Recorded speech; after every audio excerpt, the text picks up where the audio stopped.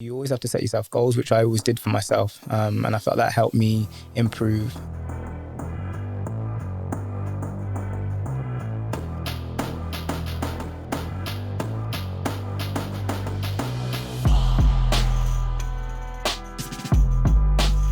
You'd obviously had, highs and lows already in your career, but the season after you signed there permanently, 2010-11, you're named the Supporters Player of the Year. And you were also promoted to the Premier League via the playoffs. Swansea, the first Welsh team to do that, and obviously in that playoff final, you performed exceptionally well, and you set two goals up. I think the game was 4-2, wasn't it, that you won? Yeah. I want to know, what experiences and what was it about you that allowed you to perform at such a high level in such a high pressure game like the Championship playoff final? I don't know.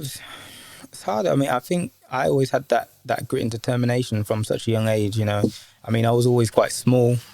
I'm still small, but I was always small. So, I had to work that little bit extra against, the bigger boys to make sure that I didn't get thrown around or bullied. So, in every avenue, any sports that I did athletics and all the rest of it. And, I was always, slight and small. So I had to make sure that I put extra on top of that. But I always had that inside, that great determination and that nobody can beat me kind of feeling.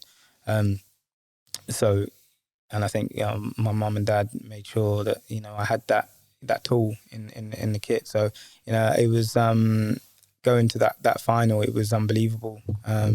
We had a great team, obviously unbelievable team, and the way we played football, it was insane. And it was just going out there enjoyment. I remember we used to play against teams in the Championship, and I knew a lot of the boys there, and they'd before the game they'd be like, "Oh, let's have a touch for you," So it was then gave me a, "Come on then boys, let's show them what we got," kind of thing.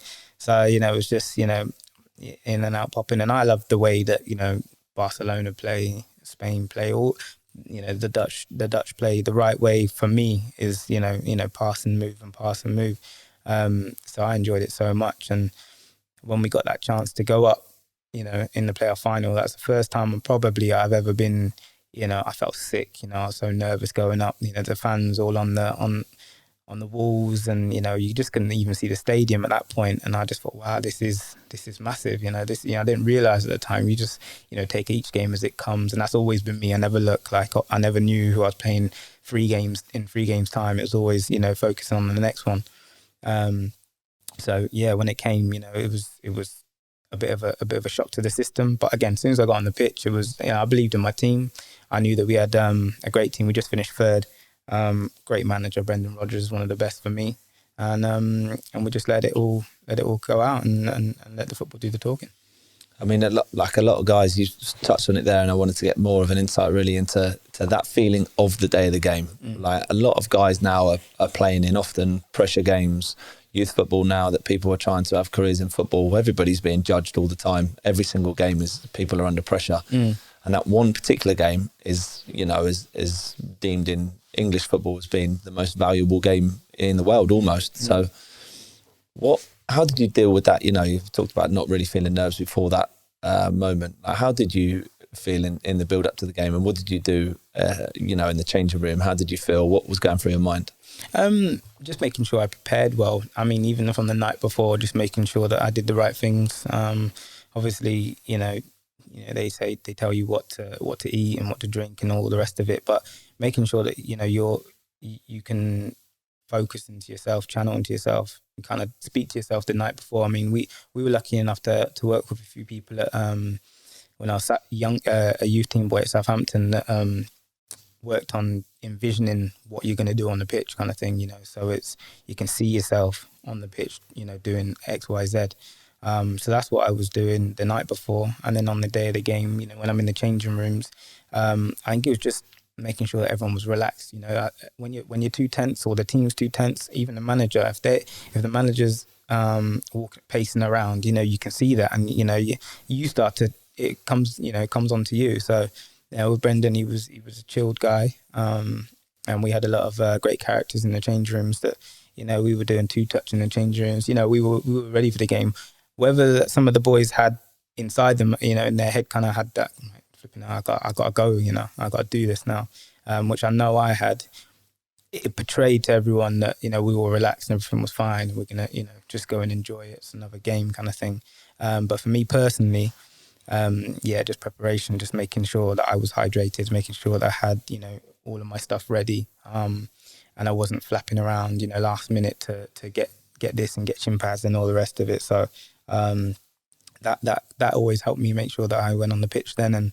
And as soon as the whistle goes, I just zone into the game. I was just fully into it, forgot about the crowd, forgot about everything else. But the build-up can also always make people crumble. Just making sure that you kind of even look at yourself on clips, which I know a lot of people like to do, and know that you are the best and you can do it.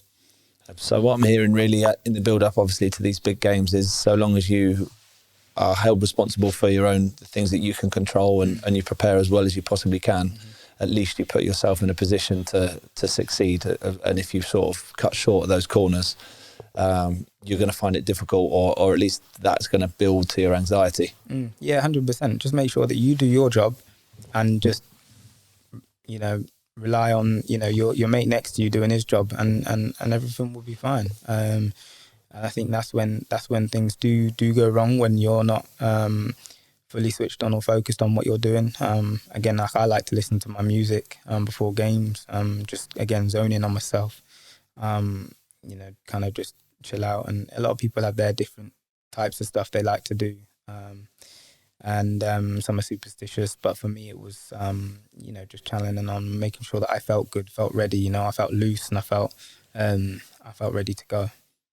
So obviously you won that game, and you're involved now in obviously Swansea City being Wales's first ever Premier League club. People always talk about how much of a step up the Premier League is from the Championship, but not only did Swansea manage to have a really successful first season, you personally did as well, and you played in almost every game that season. What allowed you to make that transition from the Championship to the Premier League so well?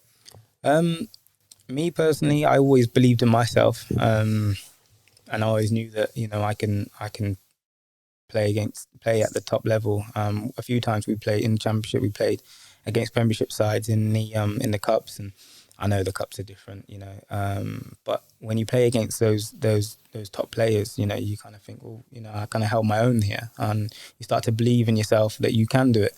So when when we did go up, you had no choice at the end of the day. You had to kind of sink or swim. So, but we had a good team still. We had the same boys that were together, added with a few extras that came in, and but we maintained the style of play, the way we like to play, and that helped us massively.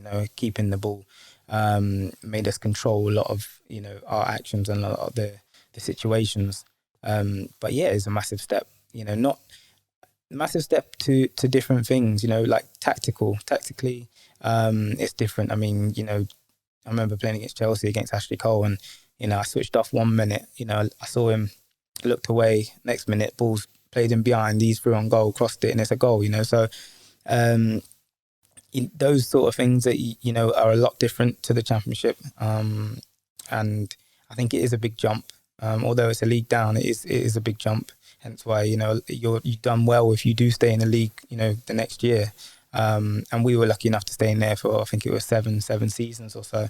And we held our own. And I think that was down to the way we played and our philosophy that we had at Swansea, which, again, we tired players out, we tired teams out, and made it hard for them. We didn't just sit back like sitting ducks and let them run all over us. So, yeah, it was a tough first year. I remember playing against Man City, I think it was.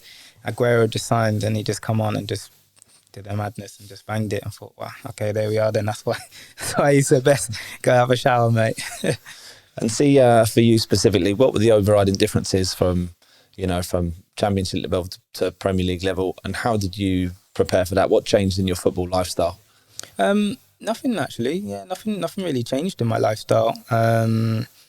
As such, I think I just carried on, and I just still played the same way. I think I was developing a lot more. I was understanding the game and what to do and what not to do at certain times in the game, you know, like game management. And again, those kind of things only come with experience, and obviously you've got to play games to do that. And I was fortunate enough to play a lot of games in the Championship, and then, you know, in the team, you know, for a long time in the Premiership. Developed a good relationship with Angel Rangel, who was right back, and you know, we just knew each other inside out. So, you know, covering, and you know, when the ball came to him, he knew where I was going to be, so that helped massively. And it just flourished, really.